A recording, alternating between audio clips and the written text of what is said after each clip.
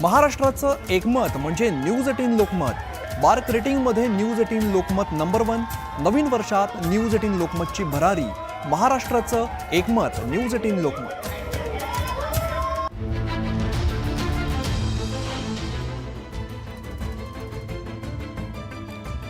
चाकणमध्ये भर मंचावरती शरद पवारांनी लिहून दिलेला संदेश छगन भुजबळांनी गुपचूप वाचला।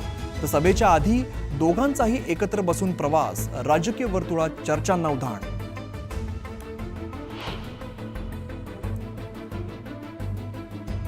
तरी पोलिसांनी व्हिडिओ शूटिंग केल्याने जितेंद्र आव्हाडांचा संताप। रात्र झाली तरी त्याला सोडणार नाही, वॉच ठेवणाऱ्या पोलिसाला आव्हाडांनी सुनावलं।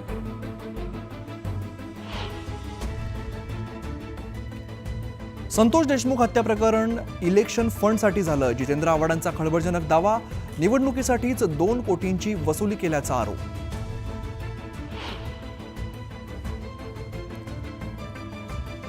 नैतिकतेच्या आधारावरती धनंजय मुंडेंनी राजीनामा द्यावा, भाजप आमदार सुरेश धस यांची मागणी।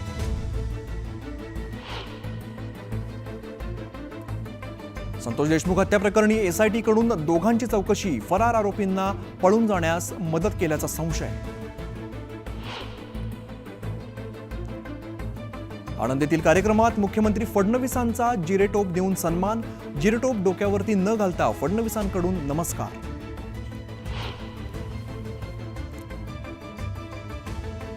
ठाणे पालिकेतील दिवा प्रभाग समितीच्या सहाय्यक आयुक्तांना मारहाण। अनधिकृत बांधकामाविरोधातील कारवाई दरम्यानची घटना, गुन्हा दाखल। फळ विक्रेत्याला मराठी येत नसल्याची विचारणा केल्याने जमावाकडून तरुणाला घेराव। कान पकडून मागायला लावली माफी। मुंब्र्यातल्या घटनेनंतर 20 ते 25 जणांवरती गुन्हा दाखल।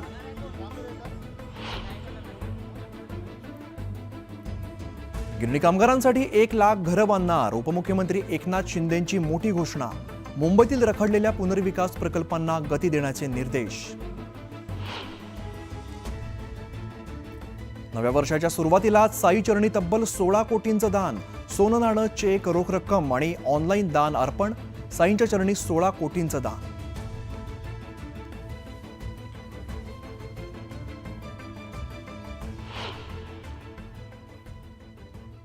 महाराष्ट्राचं एकमत म्हणजे न्यूज 18 लोकमत हे पुन्हा एकदा सिद्ध झालेलं आहे।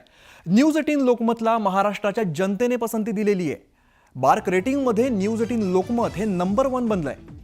नवीन वर्षात न्यूज 18 लोकमतने भरारी घेतली आहे। जलद, अचूक, विश्वासार्ह बातमी म्हणजे न्यूज 18 लोकमत अशी ओळख असलेल्या वाहिनीला प्रेक्षकांनी पसंती दिलेली आहे। राज्यातले जनतेचं सर्वात पाहिलं जाणारं चॅनल म्हणून न्यूज 18 लोकमतला पसंती मिळाली आहे।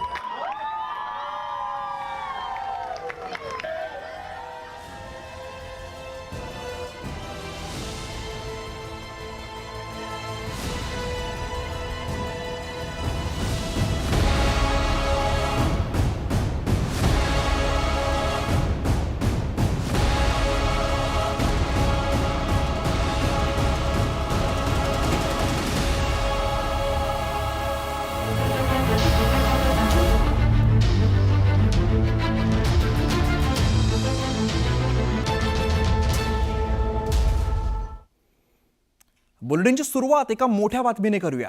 भाजीवाल्याला मराठीत बोलायला सांगितलं म्हणून मराठी तरुणाला माफी मागायला लावण्यात आल्याचा प्रकार काल घडलेला होता।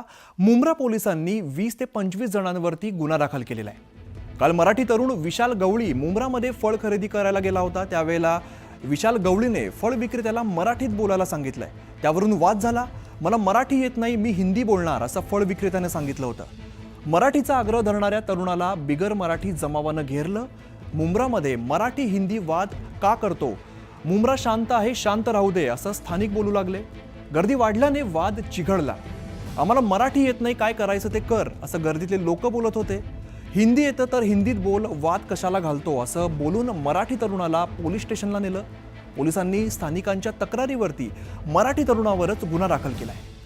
न्यूज 18 लोकमतच्या बातमीची त्यानंतर पोलिसांनी दखल घेतली। मुंब्रा येथील आयडियल मार्केट या ठिकाणी एक मराठी युवक आणि फळ विक्रेता यांच्यामध्ये फळ विकत घेण्याच्या कारणावरून तसंच मराठी हिंदी भाषेत बोलण्याच्या कारणावरून त्यांच्यामध्ये हुज्जत झाली होती आणि त्या संदर्भामध्ये कारवाई होण्यासाठी 20 ते 25 लोक मुंब्रा पोलीस स्टेशन येथे जमले होते. त्यांनी माननीय पोलीस आयुक्त ठाणे शहर यांच्या मनाई आदेशाचा भंग केला म्हणून त्यांच्या विरुद्ध मुंब्रा पोलीस स्टेशन येथे गुन्हा रजिस्ट्रेशन क्रमांक 12/2025 कलम 37(3)135 महाराष्ट्र पोलीस कायदा अन्वये कारवाई करण्यात आलेली आहे. गुन्हा दाखल करण्यात आलेला आहे. मुंब्र्यातील मराठी बोलण्यावरून झालेल्या वादावरती संजय राऊतांनी भाजपाला जबाबदार असल्याचं म्हटलंय. तर जितेंद्र आव्हाड यांनी या घटनेला कृपा करून कोणी धार्मिक रंग देऊ नका असं म्हटलंय.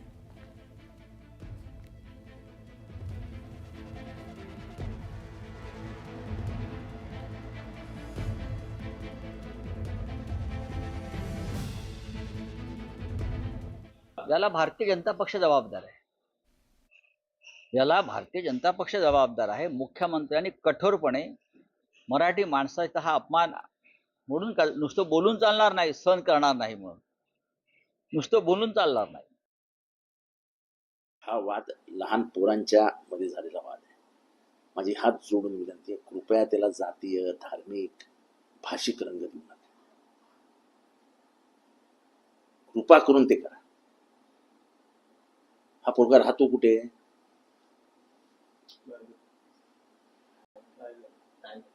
नाही, मी तुम्हाला विचारतो.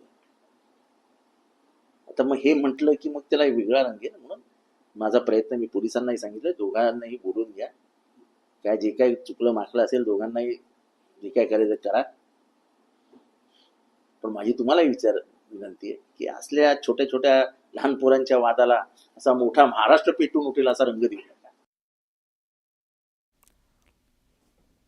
जितेंद्र आव्हाडांनी त्यांच्या ठाण्यातील निवासस्थानी पोलिसांनी वॉच ठेवल्याचा आरोप केलेला आहे. आव्हाडांच्या निवासस्थानी महत्त्वाच्या विषयावरती एक पत्रकार परिषद होणार होती. त्यावेळेला पोलिसांच्या स्पेशल सेलच्या पोलिसांनी घरात येऊन चित्रीकरण केल्याचा आरोप आव्हाडांनी केलाय. त्यासोबत बोलताना आव्हाडांनी जोरदार आगपाखड सुद्धा केली आहे. विरोधी पक्षाच्या आमदारावरती पाळत ठेवण्यापेक्षा वाल्मिक कराडवरती पाळत ठेवा. वाल्मिक कराडवर पाळत ठेवली असती तर तो लवकर सापडला असता अशा शब्दात आव्हाडांनी संताप व्यक्त केला आहे. PSI खानला त्याला जोपर्यंत येत नाही याला सोडायचं नाही. सो हा कोण आहे सर? काय कोण काय तुम्ही तुमची ओळख सांगा. बसा मी SB स्पेशल ब्रँड. बसा बसा बसा. याला चहा पण बसा. बसा आता तुमची मजा येईल. बसा. चांगलं केलं तुम्ही. कुठल्या पोलीस स्टेशन स्पेशल ब्रँड. नाही तुम्ही कमिशनरेट मध्ये इथपर्यंत आलात.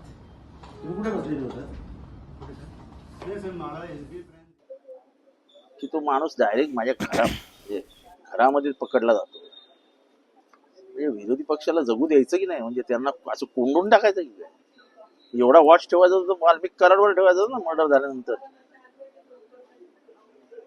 तर लवकर सापडला असता. पोरांची म्हणजे पोलिसांची लाच तरी राहिली असती. तर आमच्यावरच वॉच ठेवतात आणि हे सगळं तुमच्या समोर घडलंय. म्हणजे मी काय बनाव तयार केला बिलाय नंतर सांगतात ना हे बनाव होता वगैरे, हे तुमच्याच नजरेसमोर. मला तर माहित पण नव्हतं. माझ्या लक्षात आणून दिलं गेलं.